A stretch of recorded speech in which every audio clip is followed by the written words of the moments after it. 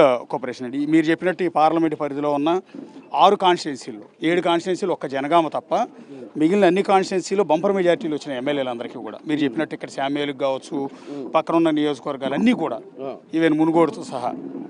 So వాటి ప్రభావం assembly ఎన్నికల్లో వచ్చిన రిజల్ట్ ప్రభావం ఎంపీ ఎన్నికల్లో కనపడుతుందా?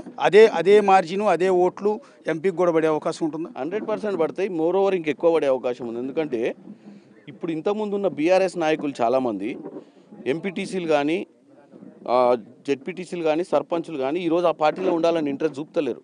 ఇలా వందల మంది కాంగ్రెస్ పార్టీకి రావాలని ముందుకు వస్తారు. కానీ మాకు ఇన్ని రోజుల నుంచి కష్టపడి పనిచేసినటువంటి కాంగ్రెస్ నాయకులను పక్కన పెట్టి వేరే వాళ్ళని తీసుకుంటే వీళ్ళు ఇబ్బంది పడతారని చెప్పి చేరికలు ఆపినాం. ఈ చేరికల్ని కనుక తీసుకున్నట్టయితే ఈరోజు అసలు వాస్తవంగా ఈ 7 నియోజకవర్గాలలో కూడా 30 to 40% లోకల్ బాడీ బీఆర్ఎస్ లీడర్లు, ఎందుకంటే వాళ్ళకి ఆత్మగౌరవం లేకుండే.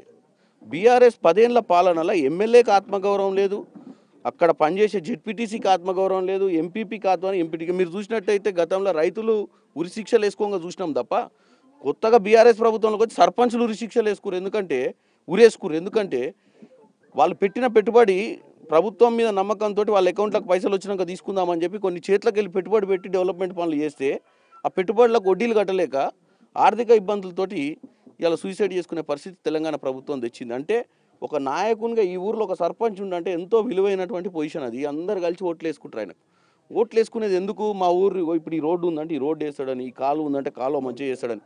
ఆయన మీద ప్రెజర్ తోటి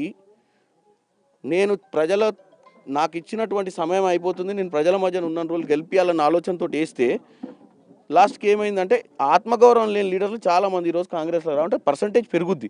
మొన్న 3 లక్షల ఓట్లు వచ్చినాయి, ఇంకా 1,00,000 పెరగవచ్చు. ఇక్కడ ఒక చిన్న మనకు తెలిసిన వాళ్ళు ఇట్లా చచ్చిపోయారు ఈ మధ్యన, మనం రాలేదు. నమస్తే అమ్మా, ఏమైందమ్మా ఇట్లా?